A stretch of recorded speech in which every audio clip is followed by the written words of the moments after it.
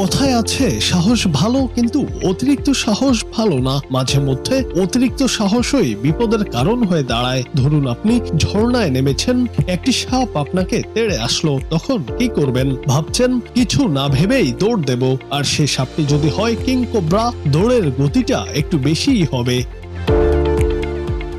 তবে সম্প্রতি সোশ্যাল মিডিয়ায় ছড়িয়ে পড়া এক ভিডিওতে দেখা গেছে ভিন্ন এক দৃশ্য। এক যুবক ঝর্ণায় নেমেছেন গোসল করতে, একটি বিশালাকার কিং কোবরা ফনা তুলে হঠাৎই তার দিকে তেড়ে আসে। তিনি মোটেও ভয় পেলেন না, হাসতে থাকেন আর সাপটির দিকে পানি মারতে থাকেন। সাপটি যখন চলে যাচ্ছিল তখন তিনি আবার সেটির লেজ টেনে ধরেন। বোঝাই যাচ্ছিল এতে সাপটি খুব বিরক্ত হচ্ছিল তখন।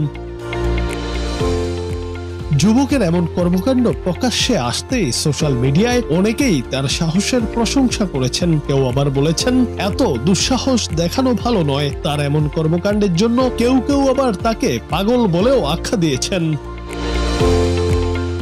তবে নির্ভয়ে কিং কোবরার মতো সাপের সঙ্গে দুষ্টামিতে মেতে ওঠায় অনেকেই ধারণা করছেন সাপটি তার পোষা, অথবা তার সাপ ধরা ও পোষার অভ্যাস রয়েছে। তাছাড়া এমন দুঃসাহসিক কর্মকাণ্ড সম্ভব নয়, তাও আবার কিং কোবরার সঙ্গে।